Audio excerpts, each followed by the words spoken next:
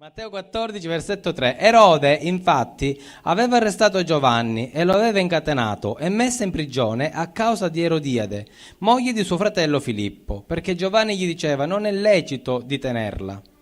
E pur volendo farlo morire, egli temeva il popolo, che lo riteneva un profeta.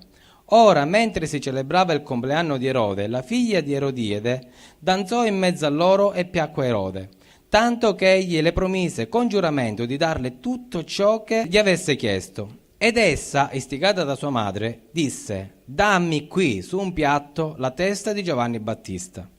Il re ne fu contristato, ma a causa del giuramento e per riguardo degli invitati che erano con lui a tavola, comandò che le fosse data.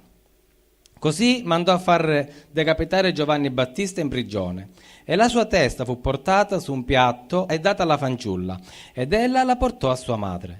Poi vennero i suoi discepoli, presero il corpo e lo seppellirono. Poi andarono a riferire l'accaduto a Gesù. E quando Gesù ebbe udito ciò, partì di là, su una barca, e si ritirò in disparte, in un luogo deserto. E le folle, saputolo, lo seguirono a piedi dalle città. E Gesù, smontato dalla barca, vide una grande folla e ne ebbe compassione e ne guarì gli infermi. Poi, facendosi sera, i suoi discepoli gli si accostarono e gli dissero: questo luogo è deserto ed è già tardi, licenzia dunque le folle affinché vadano per il villaggio a comprarsi da mangiare. Ma Gesù disse loro: non è necessario che se ne vadano, date voi loro da mangiare.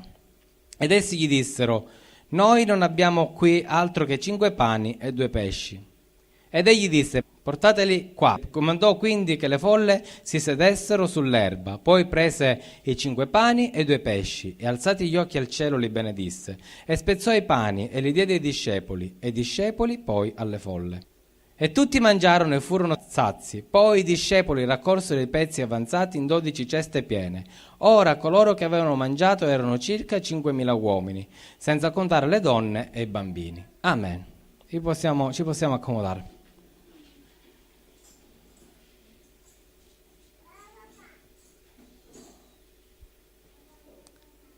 Abbiamo letto questo brano perché dobbiamo prendere in considerazione 3 personaggi in questo brano. Naturalmente tutti sappiamo Giovanni, la storia di Giovanni, come fu decapitato. Abbiamo inquadrato più o meno il contesto della storia. Tutte le Bibbie che noi abbiamo in mano, in genere, sono divisi a capitoli e poi sono divisi a paragrafi. Ok?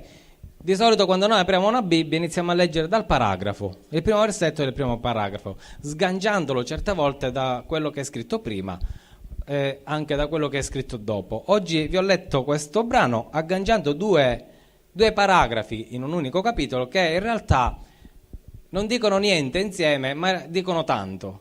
Quindi oggi vogliamo capire che cosa ci vuole dire il Signore personalmente, qual è l'obiettivo di questo giorno, che cosa è il Signore oggi, qual è il messaggio di oggi. Prima di tutto parliamo 2 secondi di Giovanni. Giovanni rappresenta il Vecchio Testamento, l'Antico Testamento, mentre lui aveva un ragionamento che non era spirituale come lo intendiamo noi, perché lo Spirito Santo ancora non era stato dato. Va bene? Lui parlava in nome di Dio, ma secondo quale conoscenza? Secondo la conoscenza che aveva dell'Antico Testamento, della parola di Dio che fino a quel momento era fissata sulla carta di tutto l'Antico Testamento che noi oggi conosciamo. Quindi lui parlava e proferiva in base a quello che era scritto, non in base ad una rivelazione spirituale, perché lui non aveva ancora lo Spirito Santo. Amen? Certamente alcune volte noi vediamo che nell'Antico Testamento, e Giovanni fa parte dell'Antico Testamento, ci sono personaggi che hanno una potenza di Spirito Santo, ma non è permanente come lo è dopo che gli apostoli sono stati battezzati in Spirito Santo. Giovanni noi sappiamo che ha battezzato con l'acqua, quindi in un certo senso lavava il peccato dalla coscienza, diciamo, dalla carne. Gesù invece era venuto per fare qualcosa di meglio. Giovanni stesso ci dice che io vi battezzo con acqua, ma verrà uno più grande di me che vi battezzerà col fuoco. Per cui c'è questa differenza, l'acqua che rappresenta la purificazione esteriore e il fuoco che rappresenta invece la purificazione interiore. Giovanni è stato un grandissimo uomo. Gesù ci dice che come lui sulla terra non c'è stato nessun profeta, anche se nei cieli lui è il più piccolo fra tutti. Però c'è una cosa che spesso ci sfugge: Giovanni era parente di Gesù, era cugino di terzo grado. Facendoci 4 conti, Maria, la mamma di Gesù, era cugina di Elisabetta, di conseguenza Giovanni era cugino di terzo grado di Gesù. È molto probabile che abbiano giocato anche insieme, siano stati insieme, anche perché Giovanni non abitava chissà dove, abitava vicino a Gerusalemme e spesso Gesù andava a Gerusalemme. Sappiamo che a 12 anni lui si è recato a Gerusalemme, quindi è possibile che ci sia stata più di un'occasione dove si siano incontrati e siano stati insieme. È normale, erano parenti. Se Maria è andata a visitare Elisabetta mentre aspettava Giovanni, nulla da obiettare sul fatto che è possibile che si siano incontrati più volte durante la vita. Certo, noi poi iniziamo a leggere come se Giovanni fosse la prima volta che incontrasse Gesù. In realtà Giovanni ha avuto l'illuminazione, la luce in quel tempo che il Messia, il Cristo che doveva venire, era suo cugino. E da quel momento lui riconosce in suo cugino, in Gesù, colui che era stato promesso a Israele. Amen? Quindi Giovanni rappresenta le cose vecchie, l'Antico Testamento, mentre Gesù rappresenta le cose nuove, cioè il Nuovo Testamento, la nuova nascita. Mentre Giovanni riusciva a toccare i cuori con la sola parola, Gesù riesce a toccare i cuori con la parola attraverso lo Spirito Santo. Il cambio di guardia è fenomenale. Perché Giovanni però è dovuto morire così presto? Diciamo, se Gesù aveva intorno ai 30 anni, anche Giovanni aveva intorno ai 30 anni. Si levavano 6 mesi. Quindi Giovanni è morto molto giovane. Perché ci sono 2 brani che dovremmo andare a leggere, ma ve li scrivete. Uno si trova in Giovanni, capitolo 3, versetto 30, e c'è Giovanni che dice: bisogna che egli cresca e io diminuisca. C'erano i suoi discepoli, i discepoli di Giovanni, che erano molto attaccati a Giovanni. E quindi Giovanni dice, in questa occasione i discepoli vanno e dicono, non i discepoli, i farisei, i sacerdoti dicono: ma sai, là c'è quel tizio che battezza pure. E quindi anche i discepoli furono turbati da questa cosa e Giovanni dice: no, dovete seguire lui ora. Io ve l'ho detto, bisogna che io diminuisca e lui cresca. Questo brano in Giovanni ci specifica prima che lui fosse messo in prigione. C'è un altro brano, si trova in Giovanni 3,30, il Vangelo di Giovanni 3,30.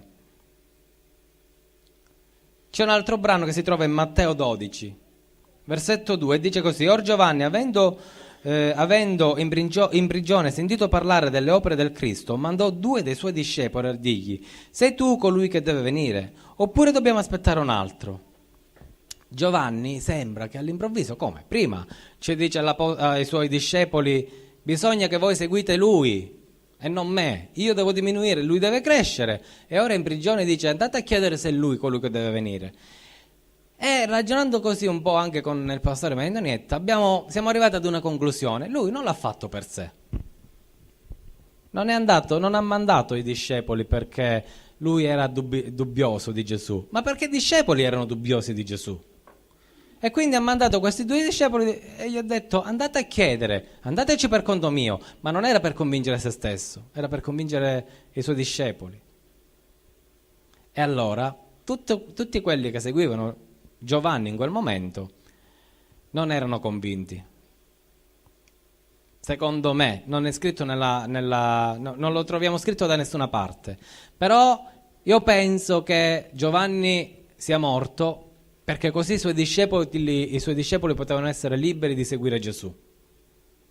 Erano ancora legati a Giovanni ed è, credo, anche giusto.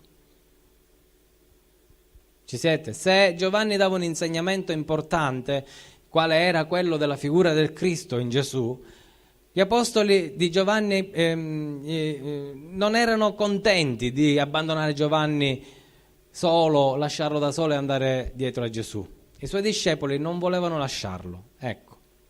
E quindi era necessario che Giovanni perdesse la testa. Però questo vuol dire anche un'altra cosa. Vuol dire che spiritualmente ci dice una cosa importante, cioè che noi dobbiamo tagliare le cose vecchie dalla nostra vita, non pensare alla vecchia maniera, ma pensare alle cose nuove. Certe volte noi ci fissiamo, ci leghiamo a cose vecchie, così forte e così, con una forza così intensa che ci viene difficile andare verso le cose nuove. E Dio certe volte è drastico e taglia la testa. Giovanni ha avuto tagliata la testa. Però in tutto questo discorso c'è una cosa particolare anche. Che cosa fa Gesù? Guardate che fa. E quando Gesù ebbe udito ciò, partì di là su una barca e si ritirò in disparte in un luogo deserto. Ora, ammesso e concesso che in mezzo al deserto una barca non può navigare, se n'è andato con una barca in mezzo all'acqua, diciamo così, in un luogo deserto, nel senso dove non c'era nessuno. Ed è rimasto lì. Secondo me, e penso che non mi sbaglio, se n'è andato a piangere un pochino per Giovanni. Giovanni ci dice Matteo che è stato seppellito, ma se noi andassimo a leggere in Marco 6, 29, dove riporta la stessa storia, i discepoli di Giovanni non lo seppelliscono, o meglio, è sempre un seppellimento, ma lo mettono dentro lo depongono in un sepolcro, esattamente come è stato deposto Gesù in un sepolcro, esattamente come anche Lazzaro è stato deposto in un sepolcro. Niente poteva togliere a Gesù il diritto di andare verso Giovanni e farlo risuscitare. Perché io penso che non è più difficile che ricomporre la carne di un uomo dopo 4 giorni. Gesù poteva andare verso Giovanni e risuscitarlo, e invece ha deciso di andarsene in disparte con il suo dolore a piangere la morte di Giovanni. Era una cosa anche lecita.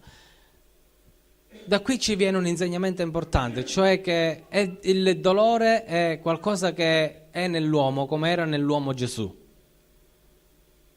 Amen?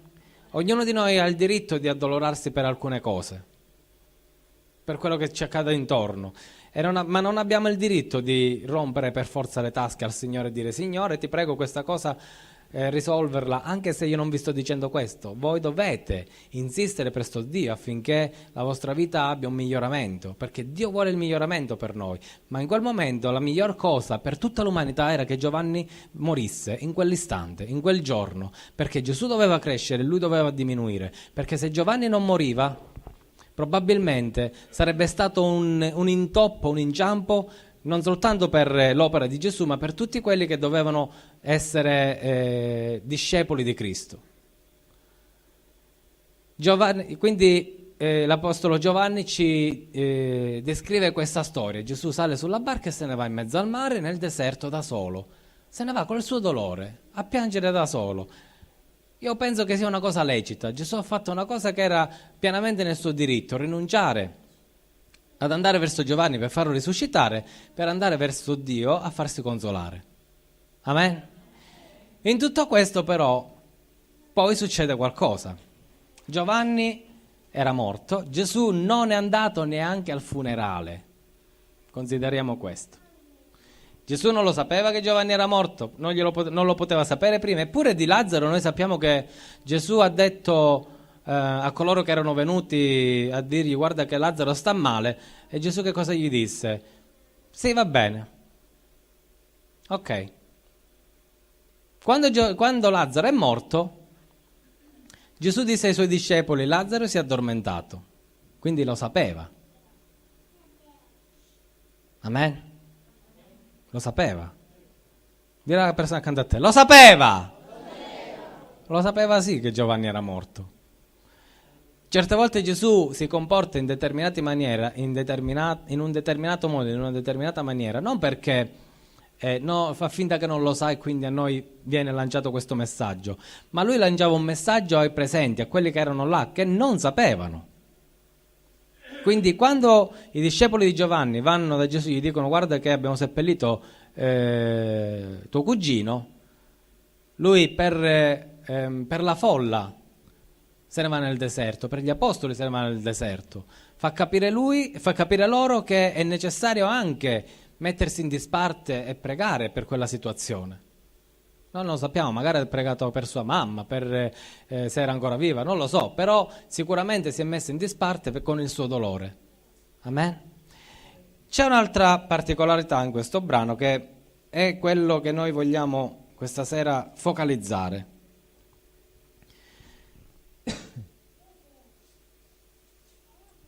Guardate che fa. Arrivato a un certo punto, Gesù, versetto 14, Gesù smontato dalla barca, vide una gran folla e ne ebbe compassione e ne guarì gli infermi. Subito dopo che succede? Egli disse portatemeli qui, e comandò quindi che le folle si sedessero sull'erba, poi prese i 5 pani, 2 pesci, e alzati gli occhi al cielo li benedisse e li spezzò. E li diede ai discepoli, e i discepoli alle folle, e tutti mangiarono e furono sazi.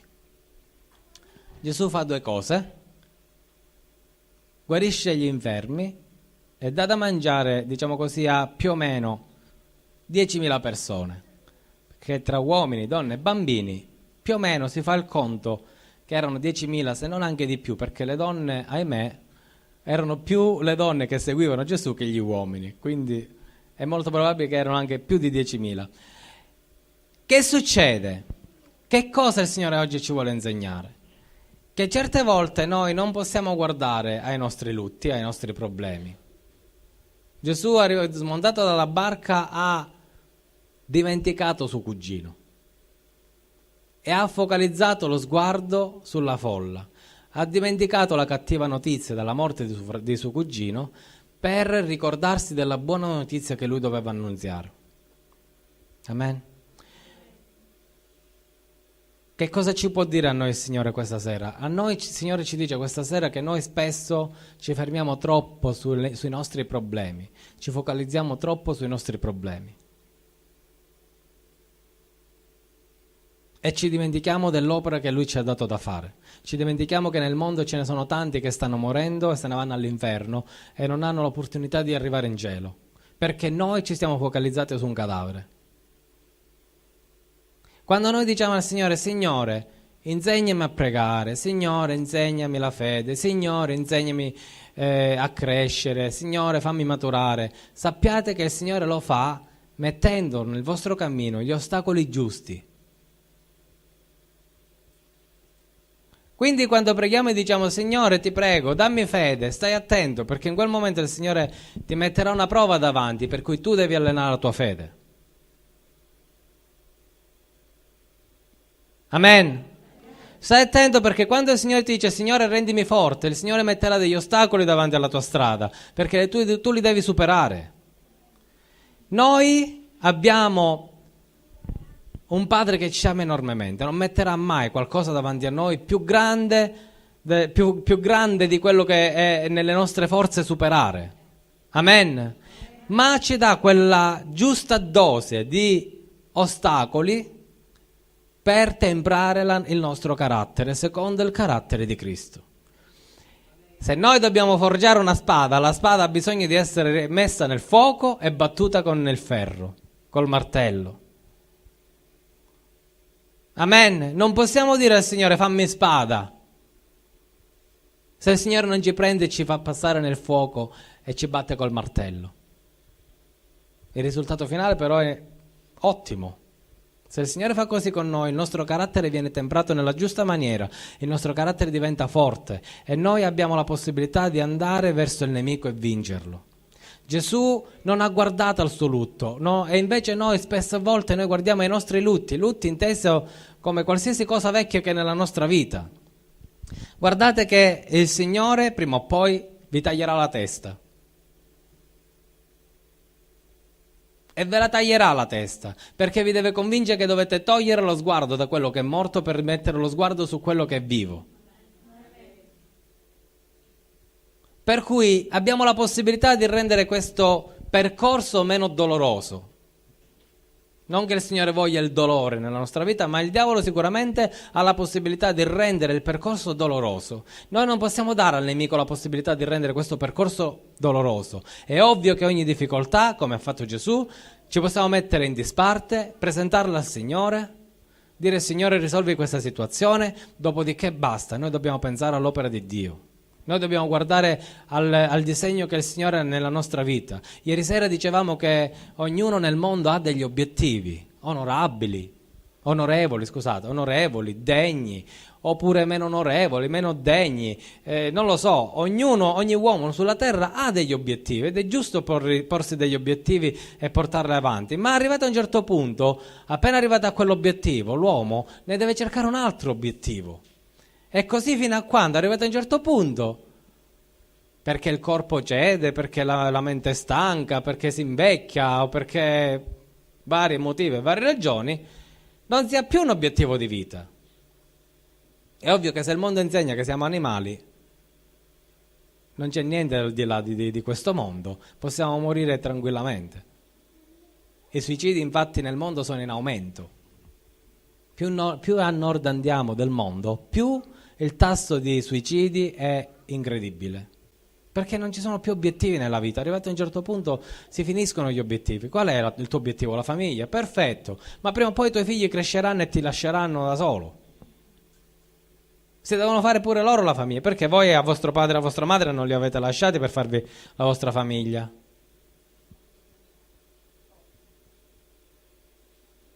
Un lavoro. Per il lavoro ormai si esce fuori, si abbandona tutto. Quando noi abbiamo questo tipo di obiettivo, che è lecito, assolutamente. Arrivato a un certo punto però noi arriveremo nella nostra vita che non abbiamo più obiettivi, siamo arrivati dove dovevamo arrivare ed è finita.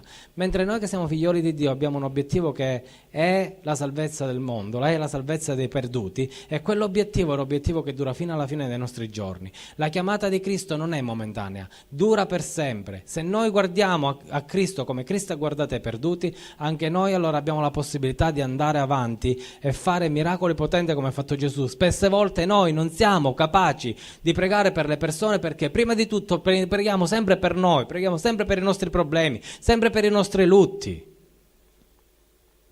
Sempre. Quanti di voi hanno letto quel libro che parla del pastore Yong Cho, sapranno che il Signore è arrivato a un certo punto, ha permesso una malattia nella sua vita. Lui è stato 10 anni malato. E il Signore, lui pregava e gli diceva: Signore, guariscimi. Il Signore gli ha parlato un giorno e disse: ti guarirò fra 10 anni. E quel pastore disse: nel mentre prega. Lui pregava per le persone e guarivano, e lui non guariva. Però lui in quella malattia ha imparato a guardare, a mettere da parte il suo lutto e ha guardato alle persone.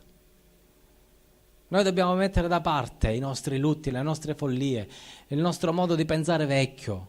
Dobbiamo mettere da parte tutto quello che è morto nella nostra vita per tendere verso le cose vive. Tu hai il dovere, il sacrosanto dovere di guardare al di là dei tuoi problemi.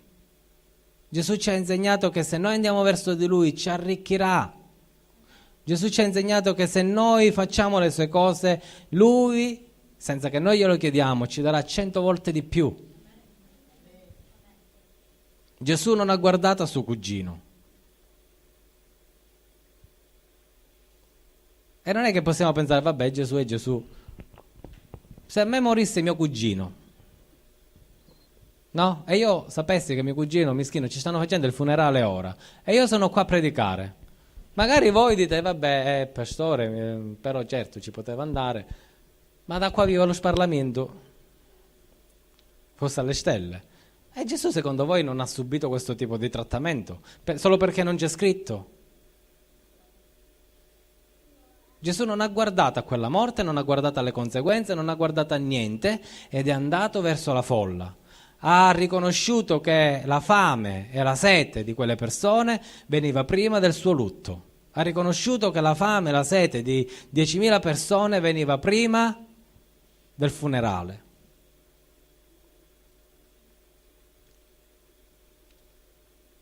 Amen. Gesù una volta ha detto a un tizio: lascia che i morti seppelliscano i loro morti. Ovvio che Gesù non ci sta dicendo di comportarci in questa maniera e dare un cattivo esempio fuori. Noi dobbiamo dare sempre un buon esempio fuori. Ma i morti devono seppellire i loro morti, significa che noi dobbiamo seppellire le nostre cose vecchie. Dobbiamo mettere da parte le cose vecchie. Noi dobbiamo avere un altro tipo di obiettivo, che è quello di seguire Cristo, che non è solo quello: Signore ti seguo. No!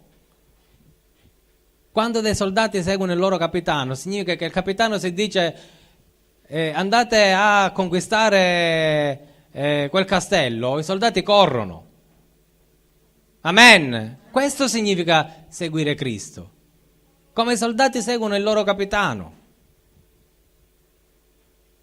Non solo, Gesù ha fatto molto di più. Gesù si è gettato in mezzo alla guerra. Non desarmiamo e partite, desarmiamoci e partiamo. Gesù è stato in prima linea. E se Gesù è stato in prima linea, anche noi dobbiamo essere con Lui. Basta, dimentichiamoci le cose vecchie nella nostra vita, facciamo finta che sono state sepolte, messe dentro una bara, sotto 3 metri di terra. Noi ora dobbiamo guardare a quello che Gesù ci ha chiamato a fare. Tutto il resto il Signore verrà in nostro aiuto, verrà in nostro soccorso, perché è una promessa. Il Signore ce l'ha promesso e certe volte noi dimentichiamo che Gesù ha parlato e ha parlato per il nostro bene. Noi pensiamo che il Signore ci mette sempre alla prova, sempre ci fa sempre ostacolo, ma il Signore perché questo, ma il Signore perché quello. Ma tu nella tua vita per il Signore veramente di concreto che stai facendo? Gesù ci ha dato un esempio che è perfetto, perfetto. Di concreto lui ha preferito la folla che il cugino.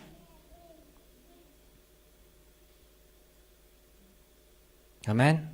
E ieri abbiamo anche detto che la lingua è importante, come noi parliamo. Se noi diciamo sempre Signore, ma perché questa cosa? Ma Signore, ma sembra mia. Ma Signore, ma tutte cose mia. E giudichiamo anche, ma perché a quello sì e a me no? Perché a quello gli va bene e a me no?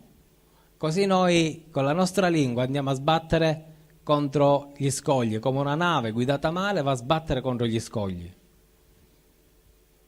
Vi ricordate? Giacomo che cosa ci dice? Che la lingua è come un timone. E se il timone di una nave, abbiamo detto ieri sera che non ha il comando automatico, il pilota automatico. Le navi a quel tempo non avevano il pilota automatico. Amen. Ci doveva sempre essere qualcuno. Se noi lasciamo una barca senza pilota, la barca si ammazza, va a sbattere. La nostra lingua certe volte è come una barca senza timone, è un timone senza capitano, ecco. Quindi da quello che esce dalla tua bocca, se esce, Giacomo ci dice, non può uscire dalla stessa fonte acqua dolce e acqua amara. Che esce dalla tua bocca? Acqua dolce o acqua amara?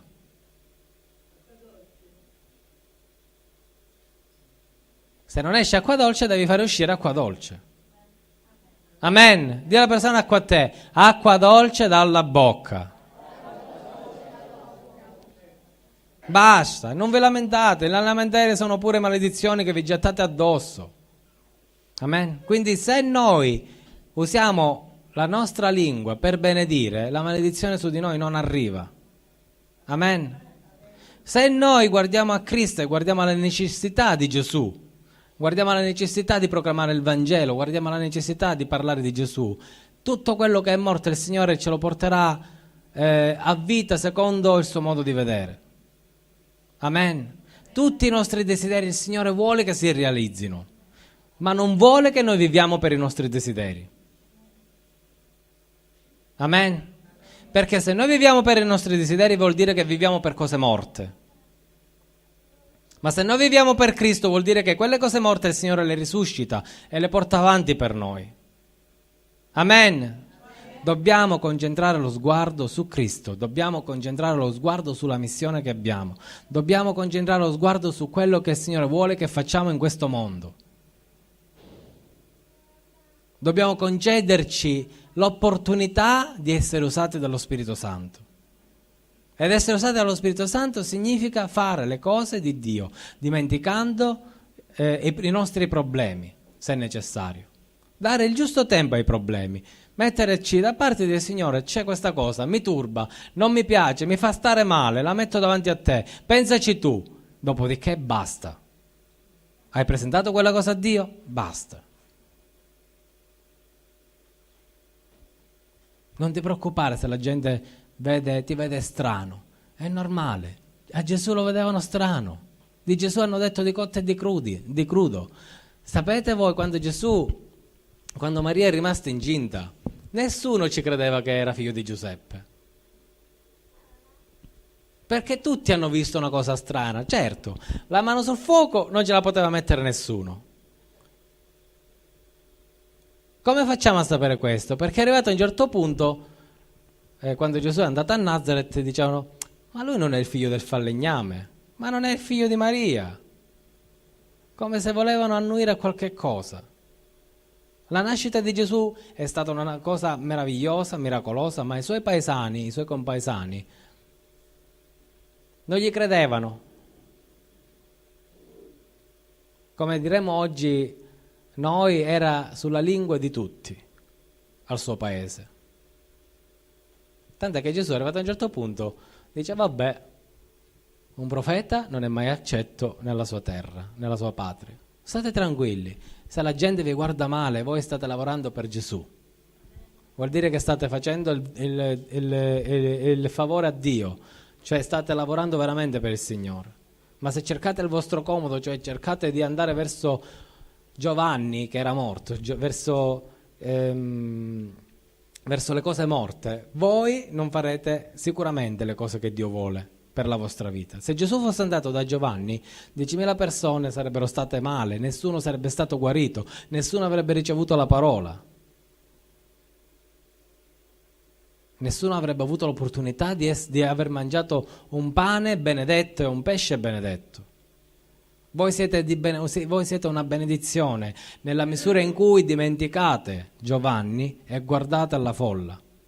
Voi siete una benedizione. Dille alla persona accanto a te: tu sei una benedizione. Non dobbiamo perdere mai l'occasione di essere benedizione per le altre persone. Amen? Allora ci alziamo e preghiamo per questo brano.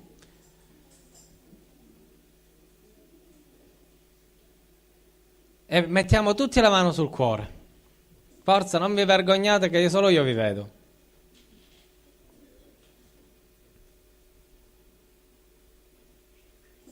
Alziamo tutti la mano destra. Solo io a sbagliare, vero? Pensavo che qualcuno mi veniva dietro. E la mettiamo sul cuore. Signore, noi ti ringraziamo, ti lodiamo. Signore, noi vogliamo in questo giorno venire alla tua presenza, Signore, e presentarti tutti i nostri problemi. Signore, in questo giorno vogliamo mettere i nostri pensieri da parte, isolarli, Signore, e presentarli davanti a te. Tutti i nostri dolori, tutte le nostre fatiche, tutti i nostri ostacoli, tutto quello, Signore, che nella nostra vita è un problema, tutto quello che nella nostra vita è una cosa vecchia, tutto quello che nella nostra vita è una cosa morta, Signore, noi la vogliamo mettere davanti a te. Vogliamo fare come ha fatto Gesù, Padre Eterno, mettere da parte la morte di Giovanni per guardare a 10.000 persone, a più di 10.000 persone. Signore, noi vogliamo mettere da parte le cose morte, Signore, e permettere che le cose morte vengano seppellite sopra altre cose morte e ancora sopra altre cose morte e ancora cose morte su cose morte, Signore. Ma noi che siamo vivi vogliamo stare al di sopra, Signore, e vogliamo stare per le cose vive. Signore, abbiamo bisogno, c'è necessità, Signore, che tu metta un peso nel nostro cuore, Signore. Un peso potente che ci faccia vedere quali sono le vere cose importanti di questa vita, quali sono le vere necessità di questo mondo, quali sono qual è il vero messaggio del tuo Vangelo, qual è la vera nostra missione, Signore, il nostro vero obiettivo eterno. Non vogliamo, Signore, vivere per i nostri desideri, vogliamo vivere per i tuoi desideri, affinché tu possa benedire anche i nostri desideri. Vieni, Spirito Santo, nel nome di Gesù. Stendi la tua mano potente, Signore, apri i nostri cuori, apri la nostra mente ancora, Signore. Vieni ad aprire gli occhi e le orecchie alla tua parola, Signore. Vieni ad aprire gli occhi e gli orecchi, affinché noi possiamo vedere e comprendere veramente e pienamente qual è il senso di questa vita.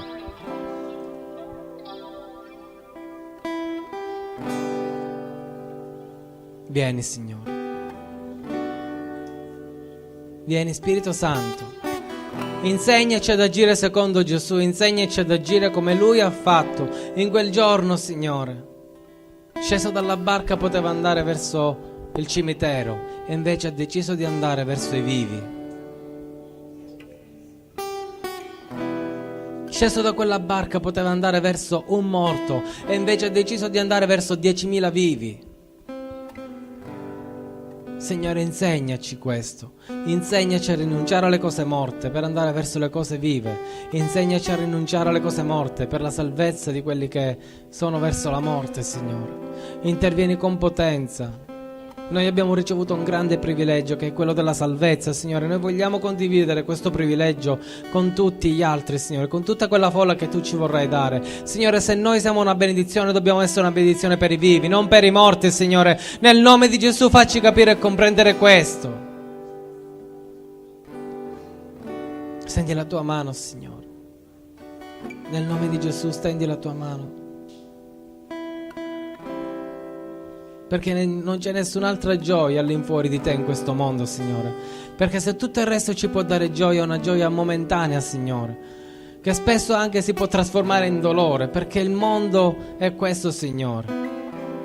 Ci propone qualcosa e poi ce la toglie davanti agli occhi. Mentre tu, Signore, ci proponi una gioia eterna. Vieni, Signore eterno. Riempici di te, Signore. Vieni, Spirito Santo, trasforma ancora il nostro modo di pensare, il nostro cuore indurito, Signore, trasformalo ancora. Vieni, Spirito Santo, dentro di noi, trasforma ancora il nostro cuore, Signore. Nel nome di Gesù Cristo, Spirito Santo, muoviti con potenza.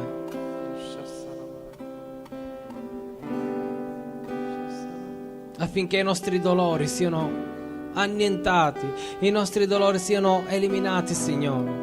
Affinché i nostri occhi non guardino alle cose vecchie, ma guardino alle cose nuove che tu ci vuoi dare. Non guardino ai passi vecchi, al passato vecchio, Signore, ma guardino ad un futuro nuovo. Nel nome di Gesù vieni, Signore, nel nome di Gesù te lo chiediamo. Permettici, Signore, di avere una nuova visione nella nostra vita. Permettici, Signore, di aprire la nostra bocca e parlare di te, Signore, in benedizione, affinché possiamo essere condotti verso la tua strada, Signore, affinché questa nave, Signore, non urti contro scogli, ma metti nelle nostre labbra, Signore, una parola santa, una parola di benedizione per tutti coloro, Signore, che tu ci vorrai dare. Stendi la tua mano, Signore, nel nome di Gesù Cristo. Stendi la tua mano, Signore, per la tua gloria. Stendi la tua mano, Signore. Grazie, Signore Gesù. Gloria a te, Signore, benedetto e santo sei.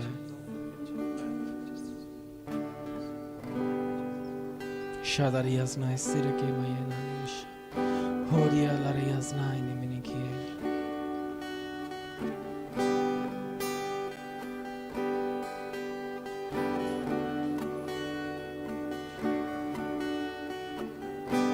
Vieni, Signore Gesù.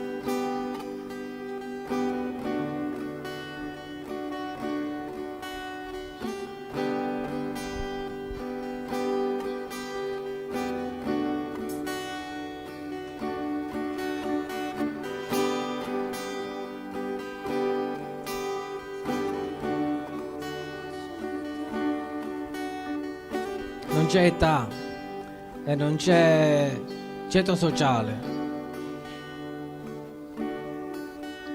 Ci sei tu e Gesù. Il compito di Gesù è quello di parlarti e il tuo compito è quello di ascoltarlo.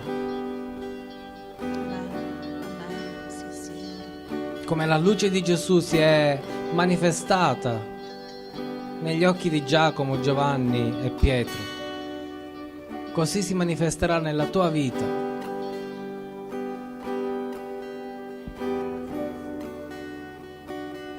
Questi 3 apostoli hanno rinunciato alle cose del mondo, si sono separati dalle cose del mondo per salire verso il cielo e seguire Gesù sulla montagna. E lì hanno ricevuto la rivelazione, la gloria, la potenza.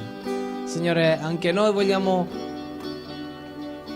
abbandonare le cose del mondo per salire verso il monte e ricevere la tua gloria.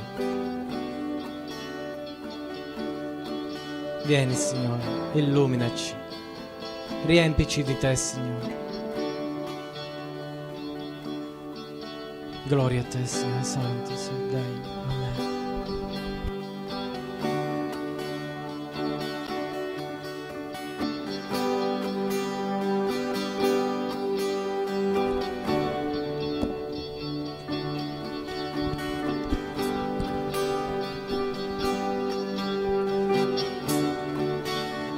Gloria a te, Signore Santo.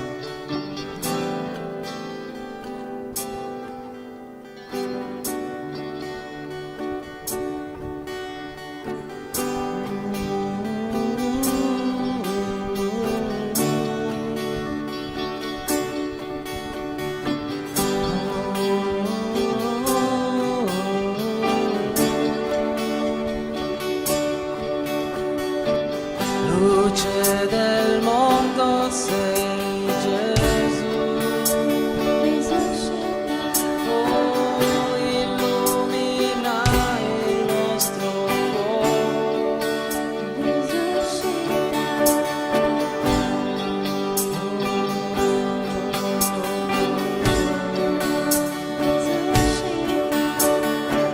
Luce del mondo, manda la tua luce, ogni sepolcro riempi con la tua vita.